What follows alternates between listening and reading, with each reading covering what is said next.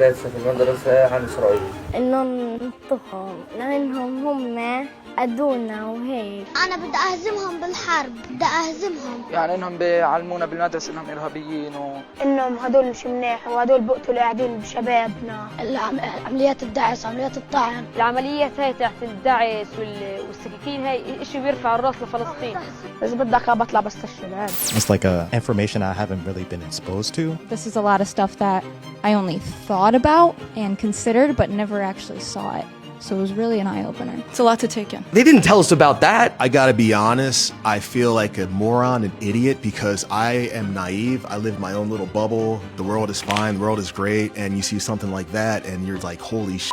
Having little kids say that, them telling them on TV shows to kill Jewish people, like, why are we allowing this? Like, why is this happening? I think most people are like me, we just don't know what's going on. I have no idea this was going on. And we are in a war right now, and I believe this is a psychological war. And yes, that is very scary, and I think that is why education is so crucial right now. If I was a child there, I would probably believe the same. Yeah, I think it's just sad that no one in power is protecting these kids from an educational perspective. It's really disheartening and disappointing that these kids aren't able to have the childhood that they need to have. I think we really need to wake up and stop being so nice and get really involved and pull the plug. أيضا الجهاد. يا رب وتعز ورباء من دمها صنعت حرية. أنت يا زكريا شو حابب تصير؟ مهندس. مهندس؟ ليش بدك تصير مهندس؟ عشان أفجر اليهود. أنا بقول له يمسك حجر ولما يجي اليهود عنده يمسكوه. نطخ اليهود. كلهم؟ كلهم؟ It's scary because they're young kids, but they have so much hate in their eyes. How could you be teaching kids this type of act and just these things that aren't true? It's horrible. The kids are being robbed of not only their innocence, but they're also being robbed of their natural ability just to love life in general. Getting taught from a young age to literally hate your neighbors and to hate the people that are around you. So that's really sad to watch and to see. They're children running around with guns and knives.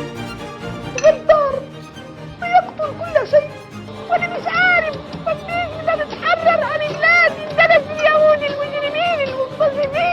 It tears my soul, honestly. They don't know what they're getting into. They're just repeating and keeping a cycle of hate that's going on. It's thankfully so distant from our cultural comprehension that people would be taught on children's shows to kill and murder and kill themselves. And it's important to remember that the U.S. is in the UN and that a lot of our dollars go to the UN and UNRWA, which is American resources, Western resources, UN resources, and money go to schools that actively teach children to hate Jews. What is the UN for? If that's happening, like, this is just straight up anti-Semitic propaganda. I'm sorry, it's just like the same thing we saw 80 years ago. I think if more people knew, we could do something about this. This isn't right. I think watching this video really shook me because now it's real and it's scary. And I think it starts, like everyone's saying, with our children, which I feel really bad for these children in a way. They are not fully developed. They don't know right from wrong and they deserve better. It's really important that these videos are shown to everyone.